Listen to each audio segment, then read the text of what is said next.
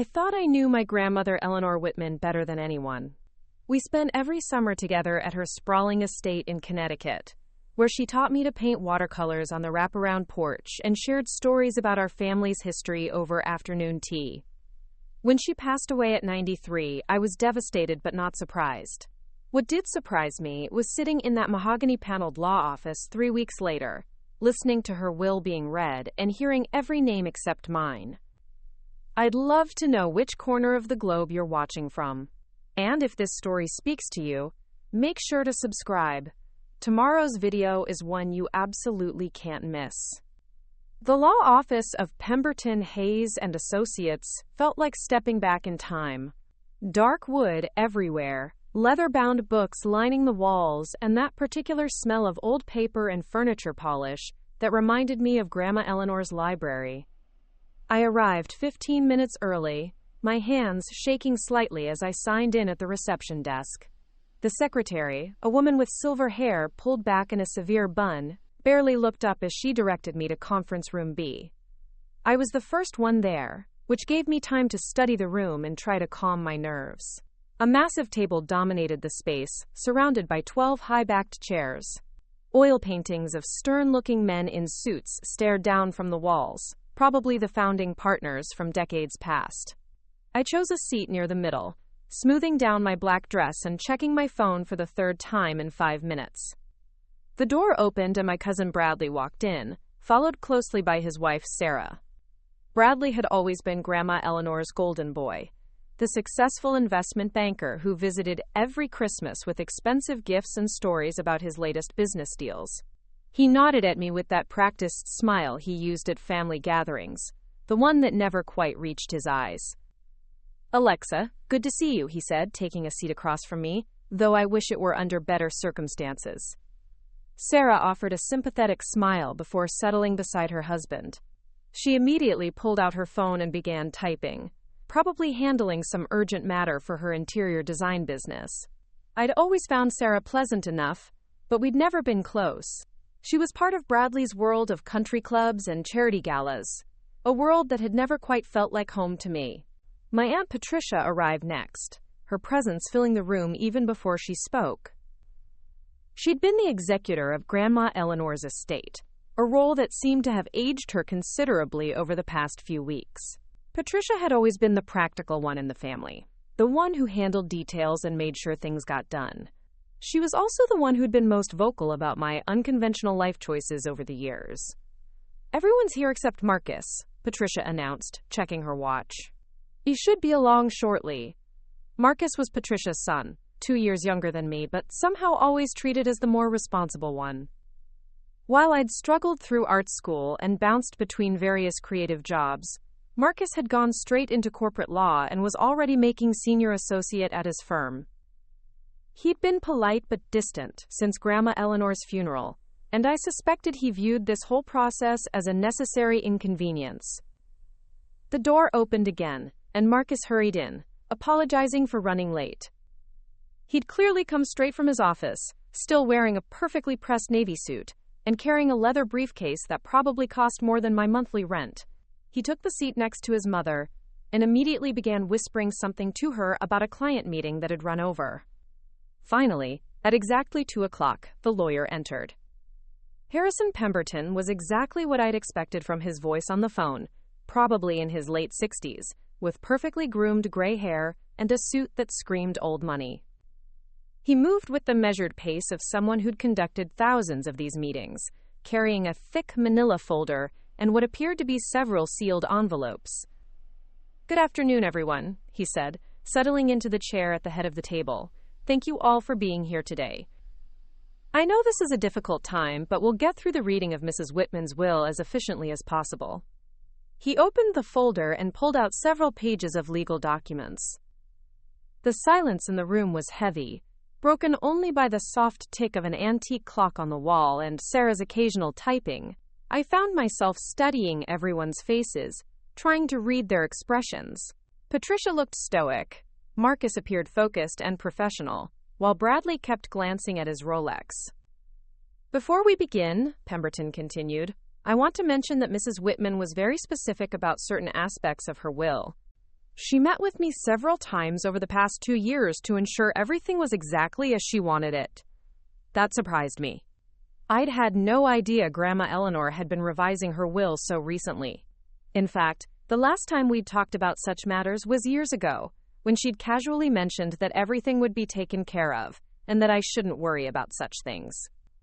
Pemberton began reading the formal legal language, the standard opening that established Eleanor Whitman as being of sound mind and body when the will was created. My attention drifted as he went through the preliminary details, but I snapped back to focus when he began listing the specific bequests. To my daughter Patricia Rose Whitman Chen, I leave my summer home in Cape Cod along with all furnishings and personal effects contained therein, as well as the sum of $200,000. Patricia nodded solemnly, though I caught a brief flash of relief in her eyes. The Cape Cod house was beautiful, worth at least $1 million, and had been in the family for 3 generations. To my grandson Bradley James Whitman, I leave my portfolio of blue-chip stocks and bonds, currently valued at approximately $400,000, as well as my collection of first edition books housed in the Connecticut Estate Library. Bradley's practiced composure cracked slightly, and I saw him squeeze Sarah's hand under the table. It was a generous inheritance, one that would set them up very comfortably. To my grandson, Marcus David Chen, I leave the sum of $150,000, as well as my late husband's collection of vintage watches and cufflinks. Marcus straightened in his chair, clearly pleased. The watch collection alone was worth a small fortune. Grandma Eleanor's husband had been quite the collector before his death 15 years ago. Pemberton continued reading, listing smaller bequests to various charities and longtime household staff.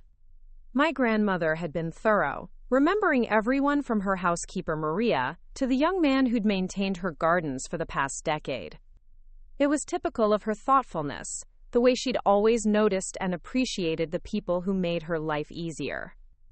But as the list went on, a cold dread settled in my stomach. My name hadn't been mentioned, not once. I tried to remain calm, telling myself that perhaps I was being saved for last, that maybe there was some special bequest coming. But as Pemberton moved into the final sections of the will, discussing the establishment of charitable foundations and the disposition of remaining assets, I realized the terrible truth. I wasn't mentioned at all.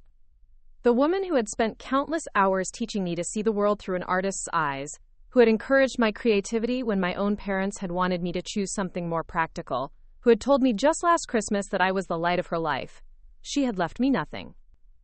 The room felt like it was tilting slightly. I gripped the edge of the table, trying to process what I was hearing. Around me, my family members were exchanging glances, but no one looked at me directly. The silence stretched on as Pemberton organized his papers, clearly finished with the main portion of the will. "Well," Patricia finally said, her voice carefully neutral, "I think that covers everything." Eleanor was very thorough in her planning. I found my voice, though it came out smaller than I'd intended. "That's it." Everyone turned to look at me, and I felt heat rise in my cheeks. Bradley cleared his throat uncomfortably, while Marcus studied his hands. Patricia's expression softened slightly, but there was something else there, too. Was it pity? "Alexa, I'm sure Mother had her reasons," Patricia said carefully. "You know how she was about financial responsibility." The words hit me like a slap. Financial responsibility. It was the same phrase I'd heard whispered at family gatherings whenever my career came up. The polite way of saying I'd never gotten my life together the way they thought I should. Pemberton was watching this exchange with professional detachment, but something in his expression made me think he wasn't entirely surprised by my reaction. He glanced down at his folder, then back up at the assembled family. "Actually," he said slowly, "there is one more matter to address." He reached into his briefcase and pulled out a second envelope, this one cream-colored and sealed with what looked like old-fashioned wax. My grandmother's initials were pressed into the red seal. Mrs. Whitman left specific instructions that this envelope was only to be opened if and when Miss Alexa Morrison attended the will reading. The room went completely silent.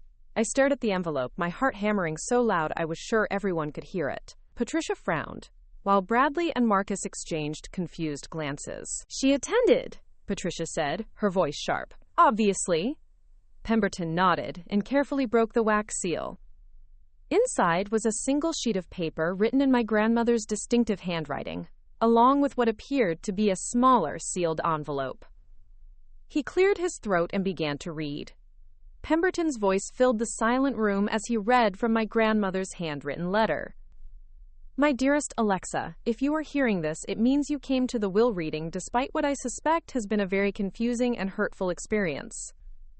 I need you to know that your absence from the main will was not an oversight, nor was it a punishment. It was protection. A lot of love and effort went into bringing this story to life. If you're enjoying it, we'd be so grateful if you'd subscribe to our channel. Now, back to where we left off. I felt the blood drain from my face. Protection? From what? The lawyer continued reading. 47 years ago, your grandfather and I made a decision that has haunted me every day since.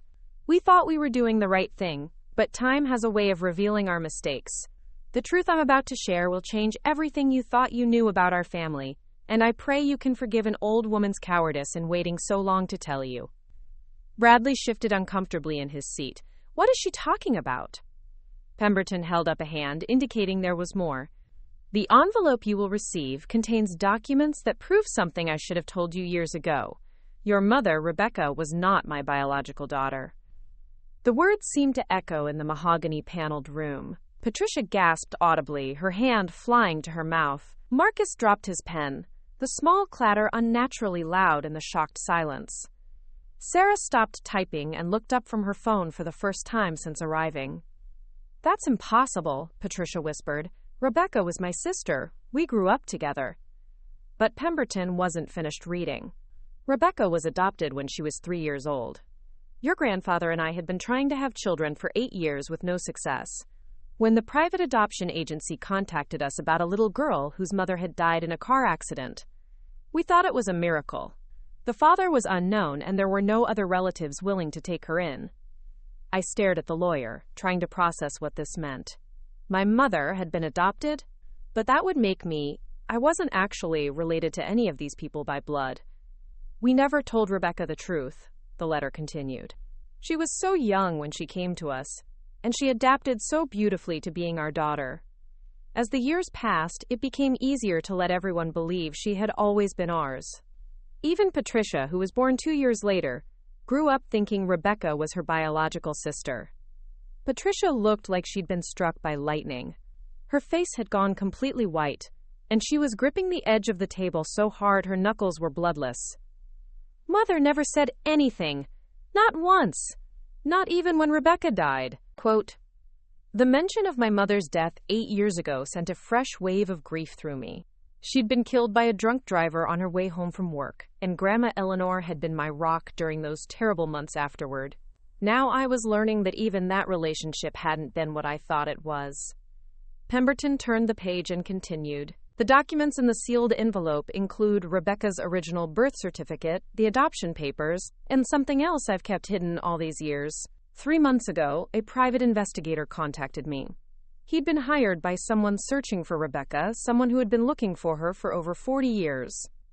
My heart stopped. Someone had been looking for my mother? Your mother's biological father is alive, Alexa. His name is Thomas Caldwell, and he's been searching for the daughter he never knew existed. When Rebecca's birth mother died in that accident, she was on her way to tell him she was pregnant. He never knew about Rebecca until last year, when he hired investigators to trace any children she might have had. The room erupted in whispers and shocked exclamations, but I barely heard them. I had a grandfather I'd never known about. A biological grandfather who had been searching for my mother, who is now searching for me. Thomas Caldwell is 81 years old and lives in Oregon. He spent most of his adult life wondering about the woman he loved and lost, never knowing she had given him a daughter. The investigator he hired has been discreetly gathering information about our family, which is how I learned of his search. I've been corresponding with him for the past 2 months. Bradley found his voice first. So Alexa isn't really our cousin? Biologically, no, Marcus said slowly, his legal mind clearly working through the implications. But she's still family. She was raised as Rebecca's daughter. Rebecca was raised as Grandma Eleanor's daughter. Patricia suddenly stood up, her chair scraping loudly against the floor. This is ridiculous. Mother's mind was going in her final years. Everyone knew that. She was probably confused, mixing up old stories. But Pemberton shook his head. Mrs. Whitman was evaluated by 2 separate physicians in the months before her death. She was of completely sound mind when she wrote this letter, and when she made her final decisions about the estate. He picked up the sealed envelope and held it toward me. Miss Morrison, your grandmother's instructions were very clear. This envelope contains all the documentation I mentioned, as well as contact information for Thomas Caldwell and the private investigator he hired. She wanted you to have the choice of whether to reach out to him or not. My hand trembled as I reached for the envelope. It was heavier than I'd expected, thick with papers and what felt like photographs. What about the will, the inheritance? A small smile crossed Pemberton's face. Ah, yes, there's more to the letter. He picked up the original page again. Because you are not legally part of the Whitman family tree, I could not include you in the traditional family bequests without raising questions I wasn't ready to answer. But you, my darling girl, are receiving something far more valuable than money or property. He paused, looking directly at me. The Connecticut estate where you spent so many summers, where you learned to paint, and where we shared our happiest memories together. It's yours, Alexa. The house, the grounds, all of it. I've also established a trust fund in your name with enough money to maintain the property and provide you with financial security for the rest of your life. The room went dead silent. I could hear my own heartbeat pounding in my ears. The Connecticut estate was worth millions. It was the crown jewel of Grandma Eleanor's holdings, the place where 4 generations of Whitmans had lived and loved and built their lives. Furthermore, Pemberton continued, your grandmother wanted you to know that the art studio she had built in the east wing of the house 3 years ago was designed specifically for you. She'd hoped you would continue painting there, that you would fill those walls with the beauty she knew you could create. The art studio. I remembered being surprised when she'd shown it to me last Christmas. A gorgeous space with perfect north-facing light and custom-built storage for canvases and supplies. She'd claimed it was for her own hobby painting, but now I realized it had been for me all along. Bradley's mouth was hanging open. Sarah had completely forgotten about her phone and was staring at me with an expression I couldn't quite read. Marcus looked like he was trying to calculate the monetary value of what I'd just inherited. But it was Patricia's reaction that worried me most. She had sunk back into her chair, but her face had transformed from shock to something that looked dangerously close to rage. This is insane, she said, her voice low and controlled in a way that made it more frightening than if she'd been shouting. That house has been in our family for over a century. It should go to actual family members, not to some adopted foundling who isn't even blood related. The words hit me like physical blows. Foundling. The old-fashioned term for an abandoned child, thrown at me like a weapon. Patricia, Marcus said sharply. That's enough. But his mother was just getting started.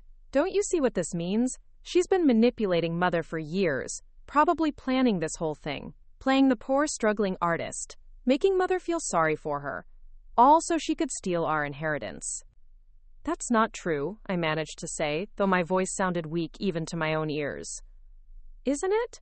Patricia stood again, her composure completely shattered. You show up to every family gathering with your sad little life stories, your financial problems, your artistic dreams that never seem to go anywhere. And now suddenly you're the heir to everything? It's convenient, don't you think? Pemberton cleared his throat loudly. Mrs. Chen, I need to remind you that these were your mother's wishes, clearly stated and legally binding. The estate planning was done over a period of 2 years with multiple witnesses and medical evaluations. But Patricia wasn't listening to legal facts. She was staring at me with years of accumulated resentment pouring out. You want to know what I think? I think you somehow found out about this adoption secret and used it to manipulate a dying old woman. I think you convinced her that we didn't deserve our own family legacy. The accusation was so outrageous, so far from the truth that I couldn't even formulate a response. I'd had no idea about any adoption, no knowledge of biological grandfathers or family secrets. I'd been just as shocked as everyone else. Bradley finally spoke up, his voice carefully diplomatic. Look, we're all upset and confused right now. Maybe we should take some time to process this information before we say things we might regret. But the damage was already done. The family I'd grown up with, The people I'd considered my cousins and aunt were looking at me like I was a stranger who had somehow conned their way into their lives. The envelope in my hand seemed to weigh 1,000 pounds. Inside were the answers to questions I'd never even known to ask, the key to understanding where I really came from. But it also represented the end of the only family I'd ever known. The tension in the conference room had become suffocating. I clutched the envelope containing the secrets of my true identity, while Patricia's words still hung in the air like poison. The woman who had helped raise me, who had been at every birthday party and graduation, now saw me as nothing more than a manipulative stranger. Pemberton seemed to sense that the situation was rapidly deteriorating. He gathered his papers with practiced efficiency and stood. I think we've covered all the necessary legal matters for today. Miss Morrison, I'll need to schedule a separate meeting with you to handle the property transfer and trust fund details. There are quite a few documents to sign. This isn't over, Patricia said, her voice shaking with barely controlled fury. I'm going to contest this will. There has to be something illegal about hiding family information, about letting someone inherit property under false pretenses. Marcus looked uncomfortable as he addressed his mother. Mom, legally speaking, adoption creates the same family bonds as biological relationships. Alexa was raised as Rebecca's daughter. Rebecca was raised as Grandma Eleanor's daughter. The inheritance is completely legitimate. Don't lecture me about legitimacy, Patricia snapped. This girl has been lying to us for years. I never lied about anything, I finally found the strength to speak up. I didn't know any of this existed. I'm just as shocked as you are. Bradley, who had been unusually quiet, suddenly looked up from his phone. Actually, I think I believe her. Everyone turned to stare at him. Sarah raised an eyebrow, clearly surprised by her husband's unexpected support. Think about it, Bradley continued. If Alexa had known about being adopted, wouldn't she have researched her biological family years ago? Wouldn't she have tried to find this Thomas Caldwell person herself? She's 32 years old. Why would she wait until Grandma Eleanor died to reveal some master manipulation plan? It was a reasonable point, but Patricia wasn't interested in the reason, because she knew Eleanor would leave her money eventually anyway. She was just being patient, waiting for the biggest possible payout. That's enough, Marcus said firmly. Mom, you're making accusations you can't prove, and, frankly, you're embarrassing yourself. The rebuke from her own son seemed to finally break through Patricia's rage. She looked around the room as if seeing it clearly for the first time, taking in everyone's uncomfortable expressions. Her face crumpled slightly, and for a moment she looked less like an angry matriarch and more like a confused, grieving daughter who had just learned that her entire family history was built on a lie. I need some air, she muttered, grabbing her purse and heading for the door. This is too much to process right now. The door closed behind her with a soft click, leaving the rest of us in awkward silence. I felt simultaneously relieved by her absence and devastated by the permanent damage that had been done to our relationship. Pemberton cleared his throat diplomatically. Family tensions often run high during estate proceedings. People say things they don't mean when emotions are involved. But I knew Patricia had meant every word. The resentment in her voice hadn't been born in this conference room. It had been building for years, probably every time she watched Grandma Eleanor light up when I walked into a room. Every time my artistic pursuits were celebrated, while Marcus's legal achievements were simply expected. Sarah spoke for the first time since the revelation began. Alexa, for what it's worth, I think Eleanor made the right choice. You were the one who spent the most time with her, especially after your mother died. You were the one who really knew her. It was a small kindness, but it meant more than she probably realized. I managed a weak smile. Thank you. Marcus stood and straightened his tie, clearly ready to escape the emotional minefield the meeting had become.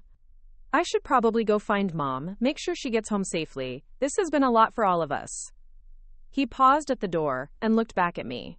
Alexa, regardless of biology, you're still family to me. Don't let Mom's reaction change that. After Marcus left, Bradley and Sarah lingered for a few more minutes.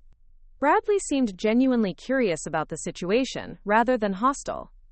So what are you going to do? He asked. About the house, I mean, but also about this Thomas Caldwell guy. I looked down at the envelope I was still holding. I honestly don't know. This morning I woke up thinking I was going to inherit maybe some jewelry, or a few $1,000s. Now I own a mansion, and apparently have a grandfather in Oregon who's been looking for me my whole life. It's like something out of a movie, Sarah said. But are you going to contact him? The question I'd been avoiding thinking about.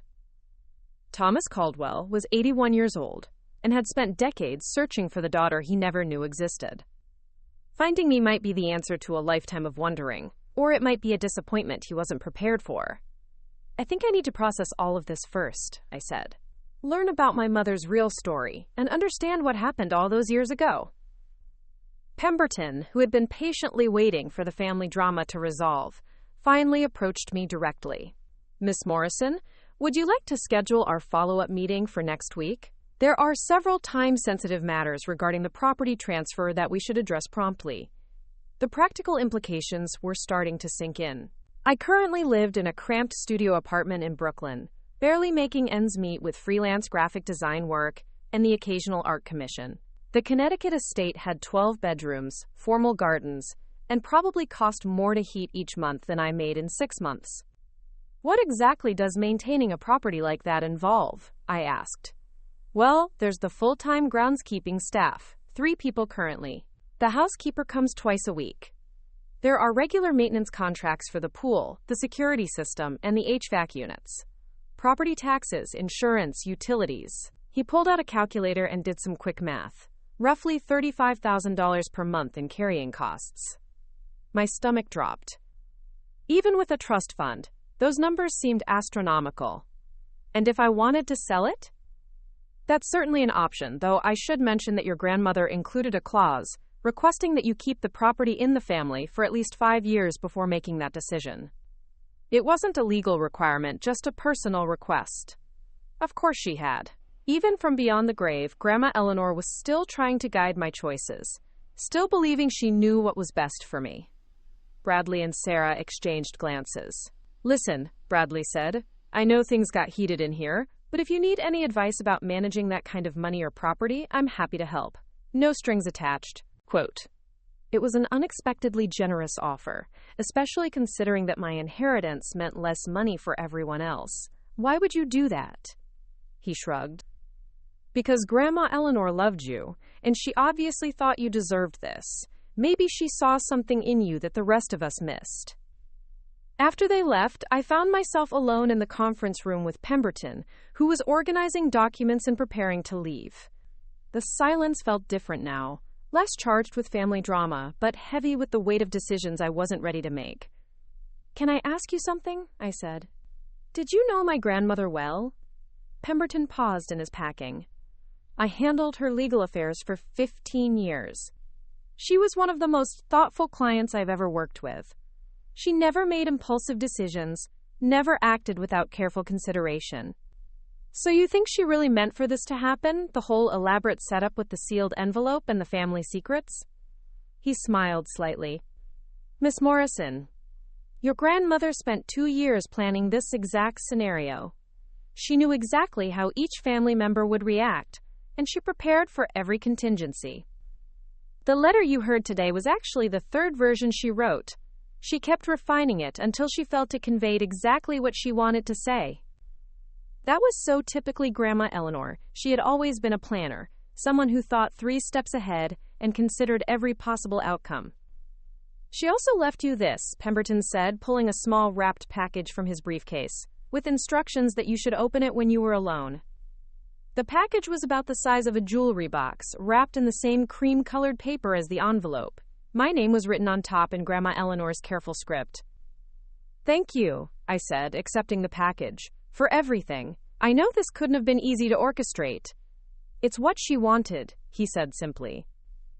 And Miss Morrison, don't let family politics overshadow the fact that someone who loved you very much just gave you the freedom to become exactly who you're meant to be.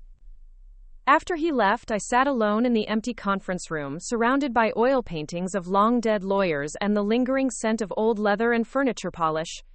In my hands, I held the envelope that would tell me who I really was, and the small package that contained Grandma Eleanor's final message to me. For the first time since arriving at the law office, I allowed myself to really think about what had just happened. In the span of 2 hours, I had lost the family I'd grown up with and gained a family I'd never known existed.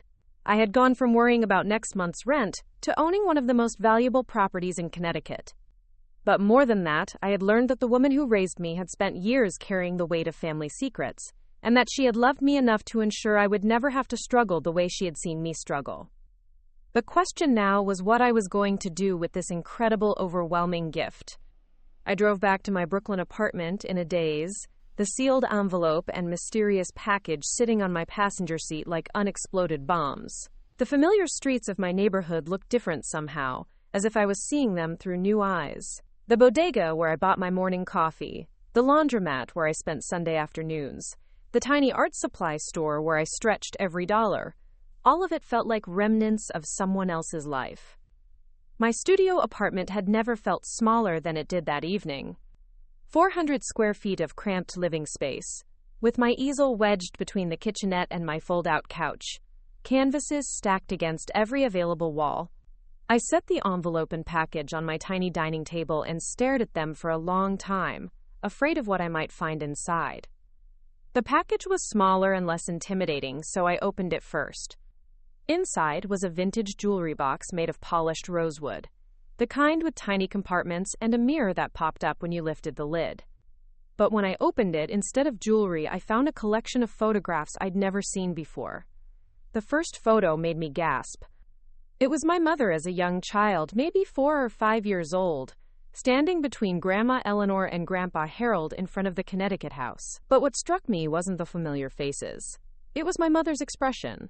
She looked uncertain, almost shy, her small hand gripping Grandma Eleanor's dress as if she was afraid of being left behind. Underneath that photo was another one, this time showing my mother as a teenager, painting at an easel in what I now recognized as the room that would later become my art studio. She had the same focused expression I saw in mirrors when I was working, the same way of tilting her head slightly to the left when considering a brushstroke. The third photograph stopped me cold. It was a professional portrait of a young couple, probably taken in the 1970s based on their clothing and hairstyles. The woman had my mother's eyes and smile, but there was something else familiar about her that I couldn't quite place. The man had dark hair and kind eyes, and he was looking at the woman with obvious adoration. On the back of the photo, in unfamiliar handwriting, someone had written, "Margaret and Tom, summer 1977. Margaret. My mother's birth mother, the woman who had died in a car accident before she could tell Thomas Caldwell about her pregnancy. And Tom. That had to be Thomas Caldwell himself, 48 years younger than the 81-year-old man who was now searching for me. The resemblance was undeniable. I could see echoes of his features in my own face, in the shape of my eyes and the stubborn set of my jaw. This stranger in an old photograph was my grandfather, and I was looking at him for the first time. At the bottom of the jewelry box was a folded piece of paper, another note from Grandma Eleanor, this one much shorter than the formal letter that had been read in the lawyer's office. My darling Alexa, it began, I hope these photographs help you understand that love comes in many forms. Your mother found her way to us through tragedy, but she brought nothing but joy to our lives. You are the continuation of that joy, the living proof that families are built not just through blood, but through choice, commitment, and care. Whatever you decide about Thomas Caldwell, know that you will always be my granddaughter in every way that matters. The art studio waits for you whenever you're ready to come home. I sat on my couch, holding the photographs and crying in a way I hadn't since my mother's funeral. These weren't tears of sadness, exactly, but something more complex. Grief for the family stories I'd never heard, wonder at this new understanding of my origins, and overwhelming gratitude for the love that had shaped my life, even when built on incomplete truths. After I'd composed myself, I finally opened the larger envelope. The documents inside were exactly what Pemberton had described. Official adoption papers dated 1980. My mother's original birth certificate listing, Margaret Caldwell as her mother and father unknown in the appropriate field, and a thick folder of correspondence between Grandma Eleanor and the private investigator Thomas Caldwell had hired. Reading through the investigator's reports was like watching my family's secret history unfold. Thomas Caldwell had spent decades wondering about Margaret. the college girlfriend who had disappeared from his life without explanation in the summer of 1977. He'd tried to find her several times over the years, but she had died in 1980, 3 years after their relationship ended and only months after my mother was born. It wasn't until 2023, when Thomas was diagnosed with early-stage Parkinson's disease, that he decided to make one final, comprehensive effort to trace any children Margaret might have had. The investigator he hired was thorough and discreet, uncovering the adoption records and eventually identifying my mother Rebecca as Margaret's daughter. The correspondence between the investigator and Grandma Eleanor was fascinating. She had been initially suspicious and protective, worried that someone was trying to scam the family or cause trouble. But as the investigator provided more evidence and Thomas Caldwell shared his own memories and photographs of Margaret, she had gradually come to believe his story. The final letter in the stack was from Thomas Caldwell himself, written directly to Grandma Eleanor after she had agreed to limited contact. His handwriting was shaky but clear, and his words were careful and respectful. "Mrs. Whitman," he had written, "I want you to know that I'm not seeking to disrupt the family Rebecca built with you and your husband. You gave her a loving home when she needed one most, and I will always be grateful for that. But I'm 81 years old, and I've spent my entire adult life wondering about the woman I loved and the child I never knew existed. If Rebecca's daughter would be willing to meet me, even once, it would mean everything to me.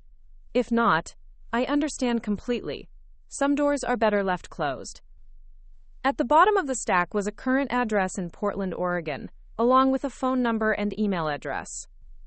There was also a recent photograph, Thomas Caldwell at 81, sitting in what looked like a cozy living room with a small dog on his lap. His hair was completely white now, and his face was lined with age, but his eyes were the same kind, intelligent eyes I'd seen in the 1977 photograph. I stared at that recent photo for a long time, trying to imagine what it would be like to call the number written below it. What do you say to a grandfather you never knew existed? How do you explain 32 years of absence to someone who's been searching for you without even knowing your name?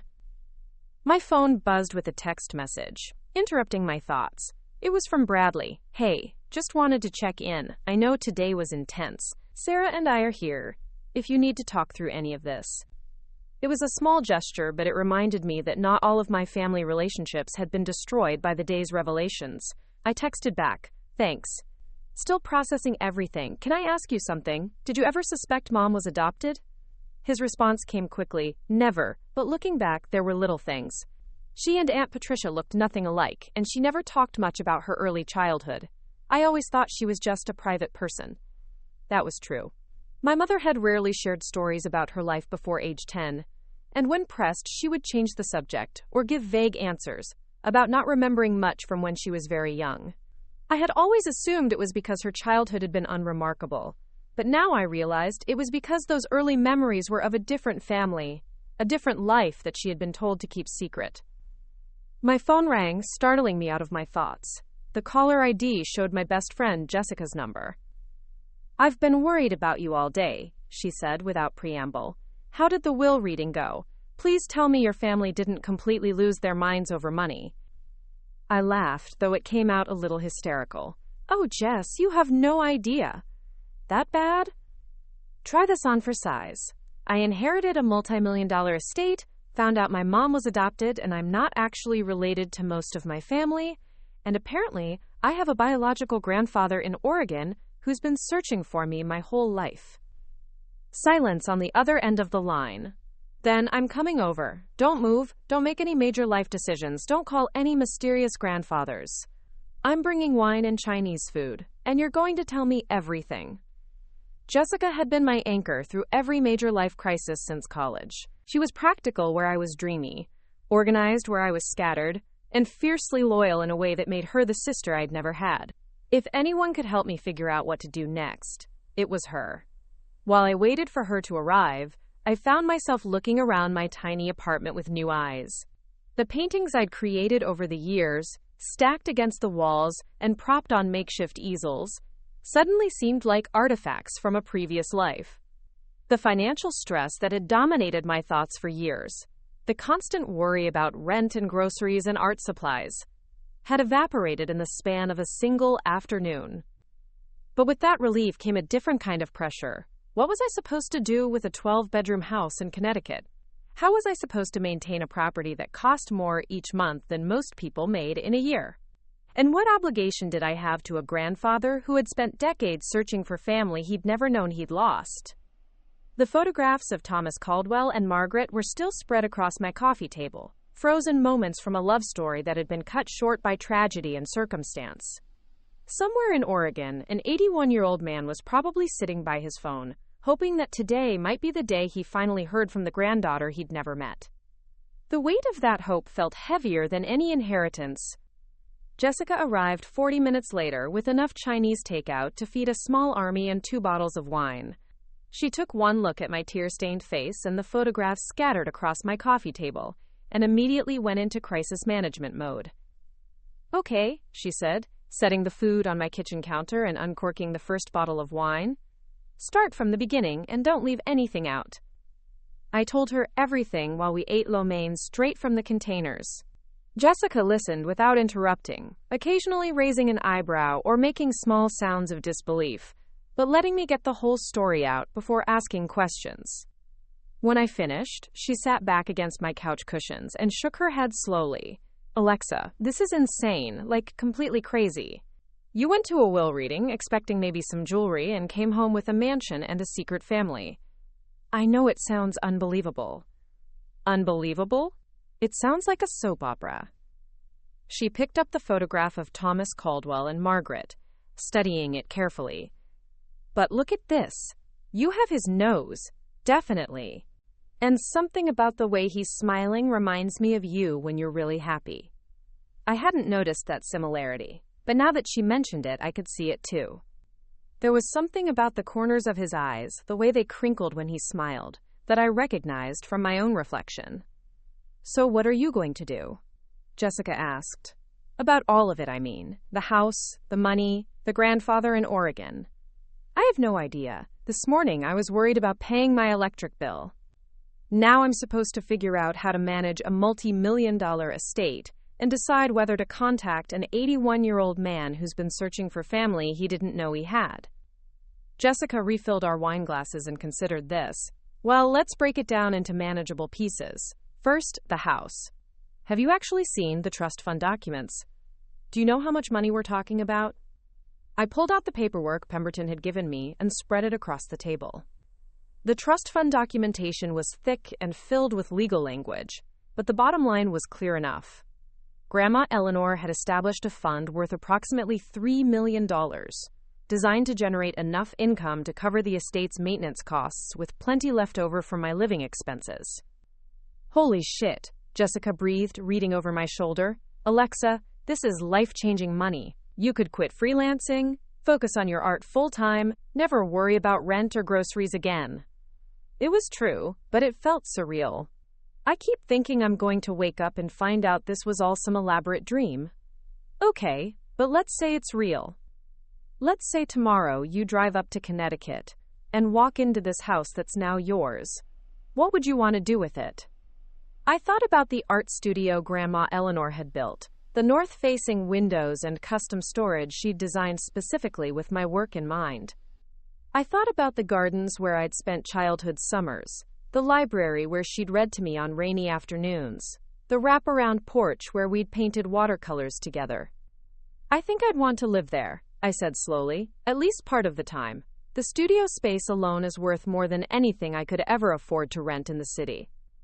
"Then that's a start. You don't have to decide everything tonight. You could keep this apartment, spend some time at the house, see how it feels." Quote. Jessica had always been good at making overwhelming situations seem manageable. It was one of the reasons our friendship had survived since college. She could see practical solutions where I only saw insurmountable problems. "What about Patricia?" I asked. "She basically accused me of manipulating a dying woman. She thinks I conned my way into the inheritance." "Patricia is grieving and angry and probably feeling guilty that she wasn't the granddaughter Eleanor chose to confide in. That's not your fault." "But what if she's right? What if I did somehow influence Eleanor without realizing it?" Jessica fixed me with a stern look. "Alexa, I've known you for 12 years. You're many things. Impulsive, Disorganized? Way too trusting for your own good, but manipulative isn't one of them. You couldn't con someone out of a free coffee, let alone a multi-million-dollar inheritance. She had a point. I'd never been particularly good at strategic thinking or long-term planning. The idea that I could have orchestrated such an elaborate scheme was almost laughable. Now, Jessica continued, let's talk about the grandfather situation. That's actually the most time-sensitive issue here. How do you figure? Because he's 81 years old with Parkinson's disease. If you're going to meet him, waiting too long might mean missing the chance entirely. The thought hadn't occurred to me, but it sent a chill through my chest. Thomas Caldwell had spent decades searching for any trace of the daughter he'd never known existed. Finding out about me might be the answer to a lifetime of questions, but only if I was brave enough to make contact. What if he's disappointed? I asked. What if I'm not what he hoped his granddaughter would be? What if he's wonderful, and you missed the chance to know him because you were too scared to pick up the phone? Jessica had a way of cutting through my anxiety and getting to the heart of things. I looked at Thomas Caldwell's photograph again, trying to imagine what he might be like in person. The investigators' reports had mentioned that he was a retired high school English teacher who lived alone with his dog, that he volunteered at a local literacy center, and had never married after losing Margaret. There's something else, I said, pulling out one of the investigators' reports I hadn't mentioned before. According to this, Thomas Caldwell tried to find Margaret several times over the years. The last time was in 1995, when he hired a different private investigator. But the trail went cold because the adoption records were sealed. So he's been looking for his lost family for almost 30 years? Longer than that.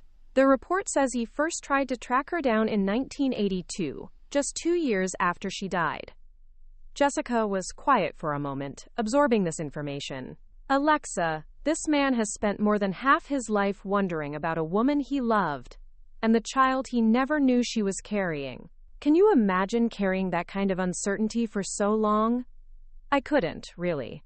The idea of spending decades searching for answers, never knowing if the people you were looking for were alive or dead, happy or struggling, was almost unbearable. The investigator's report also mentions that Thomas kept all of Margaret's letters and photographs, I continued. When they dated in college, she apparently wrote to him every day during the summers when she went home to visit her family. He sounds like a romantic. Or maybe just someone who understood the value of holding on to love, even when it's lost. My phone buzzed with another text message. This time it was from Marcus. Mom is calming down, but she's still pretty upset. Give her some time. Also, I looked into the legal aspects of what happened today. Everything is completely legitimate. Eleanor planned this carefully. I showed the message to Jessica, who nodded approvingly. See? Even the lawyer in the family is backing you up. Marcus isn't exactly family anymore, technically. Stop that. Family isn't just about DNA, and you know it. Look at Eleanor. She raised your mother as her own daughter for decades. That created real love, real bonds. The adoption doesn't erase any of that. She was right, but it was hard to shake the feeling that everything I'd believed about my place in the world had been fundamentally altered. The Whitmans had been my family for 32 years. Now I was facing the possibility of having to choose between them and a biological grandfather I'd never met. There's one more thing, I said, pulling out the final document from the envelope. Thomas Caldwell included a letter addressed directly to me. Jessica raised an eyebrow. You haven't read it yet? I was afraid to. Well, we're reading it now, together. The envelope was cream-colored, like everything else Grandma Eleanor had chosen for this elaborate revelation. My name was written on the front in the same shaky handwriting I'd seen in Thomas's letter to Eleanor. Inside was a single sheet of paper filled with careful cursive writing. Dear Alexa, Jessica read aloud, I hope you'll forgive an old man for writing to someone he's never met, but learning of your existence has been the greatest gift of my life. Your grandmother Eleanor told me about the young woman you've become, an artist like your mother Rebecca, someone with a generous heart and a love for beauty in all its forms. I would be honored to meet you, if you're willing, but I want you to know that even if you choose not to contact me, knowing that Margaret's daughter grew up loved and happy has answered prayers I've been carrying for 47 years. She paused, looking up at me. This man sounds lovely, Alexa. The letter continued. I know this situation must be overwhelming and confusing. Please don't feel pressured to make any decisions quickly. I've waited this long to learn about my family. I can wait as long as you need to decide if you'd like to be part of my life.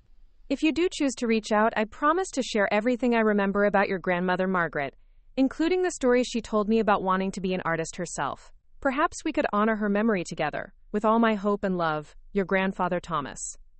By the time Jessica finished reading, we were both crying again. The letter was so gentle, so understanding of the impossible position I'd been put in, that it made the decision feel less frightening. You have to call him, Jessica said, wiping her eyes. Alexa, you have to at least talk to him once. Maybe she was right. Maybe some chances were too important to let slip away out of fear. 3 days later, I stood in the driveway of the Connecticut estate, keys trembling in my hand as I approached the front door. The house looked exactly as it had during my last visit at Christmas, but everything felt different now that I knew it belonged to me. The morning after my conversation with Jessica, I had called Pemberton and arranged to complete the property transfer paperwork. The process had been surprisingly straightforward. Eleanor had prepared everything meticulously, leaving no detail unaddressed. By noon that day, I was officially the owner of Whitman Manor, a 12-bedroom Georgian estate that had been in the family for over a century. But standing there with the key to the front door, I felt like an imposter. This wasn't the home of a struggling artist from Brooklyn. This was the kind of place that belonged to old money families with generations of tradition, not to someone who had just discovered her entire identity was built on secrets. I took a deep breath and turned the key. The foyer was exactly as I remembered it. Polished marble floors, crystal chandelier, oil paintings of long-dead Whitman ancestors lining the walls. But as I walked through the familiar rooms, I began to see them differently. The library where Eleanor had read to me wasn't just a beautiful space filled with first-edition books. It was a room where my adopted mother had probably spent countless hours as a child, learning to love literature and art. The formal dining room where we'd shared holiday meals wasn't just elegant. It was where a traumatized 3-year-old named Rebecca had slowly learned to trust her new family. When I finally made my way to the East Wing and opened the door to the art studio Eleanor had built, I understood why she had done all of this. The space was breathtaking, floor-to-ceiling windows facing north for perfect natural light, custom-built storage for canvases and supplies, easels positioned to take advantage of the morning sun. But it was the personal touches that made me cry. Eleanor had hung several of my paintings on the walls, pieces I'd given her over the years, that I hadn't realized she treasured so much. There was also a photograph of my mother as a teenager, painting at a makeshift easel in what had been the sunroom before this studio was built. On the main easel was a canvas I'd never seen before, one of Eleanor's watercolors, but this one was different from her usual landscape studies. It was a portrait of me, painted from memory, showing me at age 8 sitting in the garden with a drawing pad on my lap. At the bottom right corner she had written, "For my artist granddaughter, who sees beauty everywhere she looks." I sank into the chair she'd placed in front of the easel and finally let myself grieve. Not just for Eleanor, but for my mother, for the secrets that had shaped our family, and for the years of uncertainty Thomas Caldwell had endured. When I'd composed myself, I pulled out my phone and dialed the number I'd been carrying around for 3 days. The phone rang 4 times before a gravelly voice answered. "Hello? Mr. Caldwell? This is Alexa Morrison." The silence on the other end stretched so long, I wondered if the call had dropped. Then I heard a sharp intake of breath. "Alexa. Oh my God, Alexa. I can't believe. Thank you for calling. Thank you so much for calling." His voice was shaking, and I could hear him trying to compose himself. "I'm sorry, I've imagined this conversation so many times, and now I don't know what to say." "I don't either," I admitted. "This is all pretty overwhelming." "Of course it is. Learning about me can't have been easy on top of losing Eleanor. She spoke so highly of you in her letters." We talked for over an hour. Thomas told me about Margaret, how they'd met in a college literature class, how she'd dreamed of becoming a painter, but had been pressured by her family to pursue something more practical. He shared memories of long walks where she'd stop every few minutes to sketch something that caught her eye, of lazy afternoons where she'd paint while he graded papers. She would have been so proud of you, he said when I told him about my art. She always said that creativity was the closest thing to magic in the world.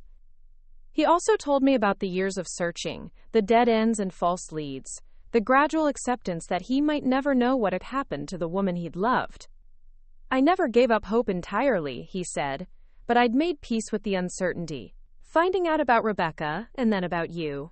It's like getting back pieces of my heart I thought were lost forever. When I mentioned that I was calling from the Connecticut house, he grew quiet. Are you planning to live there? He asked. I think so, at least part of the time. There's an art studio here that's, well, it's perfect. Margaret would have loved that. She always talked about having a space with proper light, room to spread out her work. Near the end of our conversation, Thomas made a request that surprised me. Alexa, I know this might be presumptuous, but would you consider visiting me here in Portland? I'd love to show you some of Margaret's artwork that I've kept all these years. And I'd like to meet you in person, if you're comfortable with that. The idea terrified and excited me in equal measure. I'd like that too. We made plans for me to visit the following month, giving us both time to process this new relationship. After we hung up, I sat in the art studio for a long time, looking out at the gardens where I'd spent so many childhood summers. My phone buzzed with a text from Jessica. How did it go? I typed back, he's wonderful, and I think I'm ready to start painting again. The next few weeks passed in a blur of practical arrangements. I hired a property management company to handle the day-to-day maintenance of the estate, kept my Brooklyn apartment as a city base, and began the process of truly moving into my new life. Marcus visited twice, bringing legal documents that needed signing and offering advice about managing the trust fund. Our relationship had shifted since the will reading. He treated me more like an equal now, someone whose financial decisions mattered, rather than the irresponsible cousin who needed guidance. Bradley and Sarah came for dinner one evening, and we talked about family memories in a way we never had before. With the inheritance drama settled, we were able to focus on the bonds that had always existed between us, regardless of biology. Patricia remained distant. She'd sent a formal note acknowledging the legal validity of the will and stating that she wouldn't contest it, but she hadn't reached out personally. Marcus told me she was struggling with grief and confusion about her mother's choices, and that she needed more time to process everything. I understood. Some wounds take longer to heal than others. The first painting I completed in Eleanor's studio was a portrait of Thomas Caldwell and Margaret, based on the photograph she'd left me. I painted them as I imagined they'd been in 1977, young and in love, unaware of the tragedy that would separate them, or the granddaughter who would eventually bring their story full circle. As I worked, I thought about the strange paths that lead us to where we're meant to be. My mother had lost one family and found another. Thomas had lost his love but gained the knowledge that she'd lived a good life and raised a daughter who carried on her artistic spirit. Eleanor had kept family secrets for decades but ultimately found a way to reveal the truth with love and care. And me? I'd lost the simple certainty of the identity I'd grown up with, but I'd gained something more complex and richer, an understanding that family is both the people who raise you and the people whose DNA you carry, that love can bridge decades of separation, and that sometimes the most important gifts come wrapped in secrets we're not ready to understand until the moment we need them most. The second envelope at the will reading had changed everything, but as I stood in my new studio, surrounded by paintings and possibilities, I realized that Eleanor had given me exactly what she'd promised, not just financial security or a beautiful place to live, but the freedom to become exactly who I was meant to be. And for the first time in my life, I was beginning to understand who that person might be. Looking for more? We've got 2 amazing stories ready for you right on screen. If this one touched you, these are absolutely worth your time. Click to watch them now. And hey, subscribe and hit that bell to never miss our latest uploads.